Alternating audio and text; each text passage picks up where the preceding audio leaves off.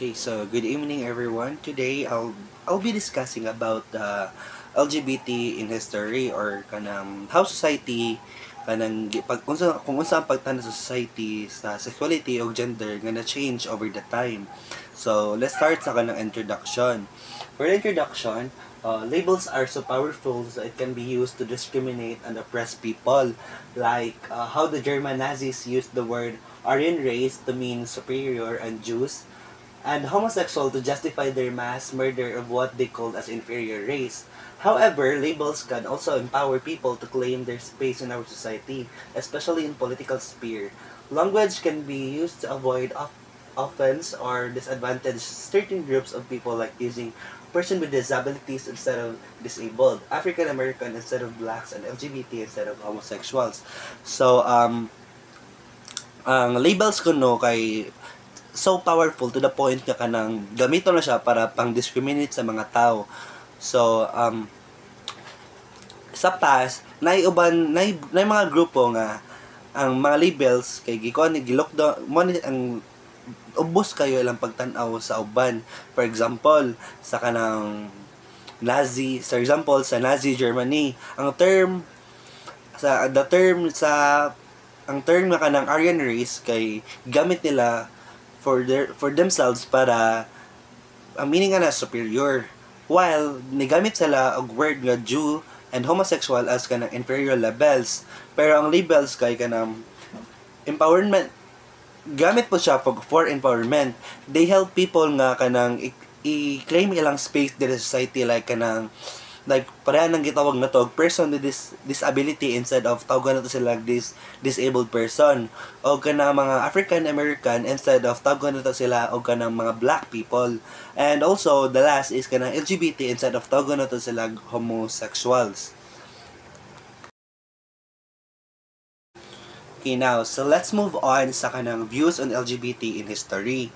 Ang attraction of same sex kay exist na siya kanang thousand of years.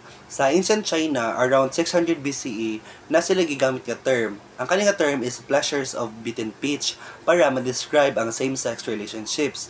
Pero sa Thailand, digamit sila Cathaway to refer sa mga ladyboys. And also sa Philippines, naputay term, mo na ang babaylan.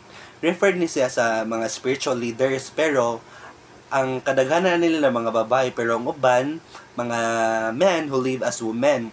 Kanang as time pass, kanang however not kanang dili tanan societies kanang accept jud ang kanang homosexuality, like some kanang uban sa mga early cultures nga na sila kanang ipang-punish nila ang mga og ilang ipang persecute ang mga people nga same sex attract sa same sex. For example, si Alan Turing, the father mo siya ang father sa modern computing. Human na-punish ni siya around 1952 for kanang being homosexual. Kanang na-force siya into chemical treatment, pero later kay namatay siya by suicide. But kanang as science ni advance og as science ni advance and ang mga butang nag-start na og change.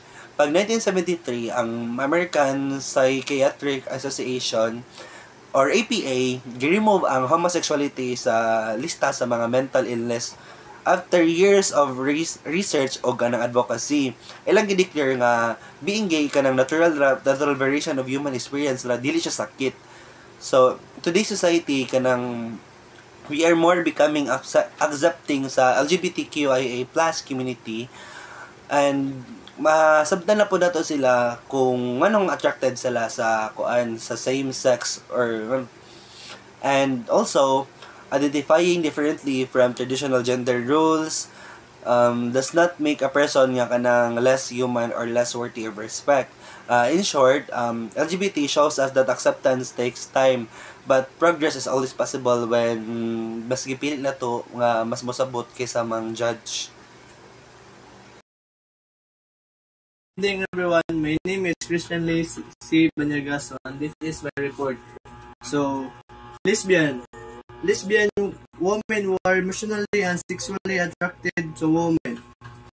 So, the explanation of lesbian. Lesbian women are emotionally, sexually attracted to other women. So, gay. Gay. Men who are emotionally and sexually attracted. So, the explanation of gay. Men who are emotionally and sexually attracted to other men. Bisexual. Bisexual are man or woman who are emotionally and sexually attracted to men or women. So, the explanation of bisexual. People or men or women who are emotionally and sexually attracted to both men and women. Transgender. Transgender, when you are gender identify, how you feel is different from your physical sex. So, the explanation of transgender. A person who has gender identify, how they feels like inside is that different from the assigned sex or birth, male or female. Queer used by people who celebrate all gender identities can also mean someone who do not want to be restricted as a... The explanation of queer.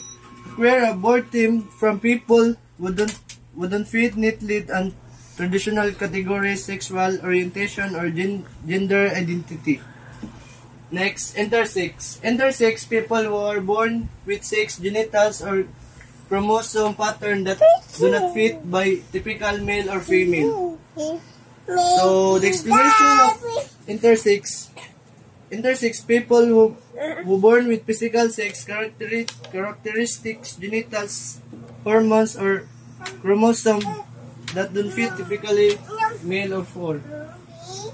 Next, sexual. Asexual are people who do not feel sexual attraction. So, the explanation of asexual, people who do not feel sexual attraction to anyone, however, they may still have romantic relationship or emotional attachment. Plus. The plus sign refers to all sexualities that do not fit in the LGBTQ spectrum. So, my explanation for plus is, explanation of plus represent all others identities and sexualities that do not fit into the above categories, acknowledging the full diversity of the gender and sexualities. Let's continue our discussion about the ABCs of the LGBTQ. So first is androgynous. A person whose appearance or expression is not distinctly male or female. So androgynous is it refers to the people like appearance or styles or as a behavior. Second is gender.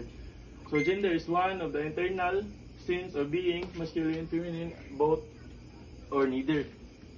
So this person's is internal sense of being masculine, like how someone feels inside their rather than how they look. So third is gender expressions. So gender expression is how someone shows their gender through clothing, hairstyle, and behavior. So gender is describes how a person or identifies this both woman and both women and man. So fourth is a gender identity. Gender identity is how a person personally identifies as a man, woman, both, or neither. So gender identity is gender spectrum or mga unsa ilang kinaiya. And next is sexual orientation, who a person is emotionally attracted to. So it refers who a persons or emotionally, romantically, or sexual attract. Like example is homosexual or bisexual. So next is sex as signs of the birth. The male or female or intersex given a birth based on the physical anatomy. So given a birth based on a physical or characteristic as a reproductive organs or reproductive organs, and basta na siya sa anatomy. So next is cisgender. When a person whose gender identity matches the sex assigned at birth. And cisgender is like mga example and is someone assigned female at birth who identifies a woman. Last is a non-binary. They may identity strictly as a male or female. So non-binary is people using pronouns like they, them, and the identity both mas strict ni sila like sa mga female or unsa ni sila nga mga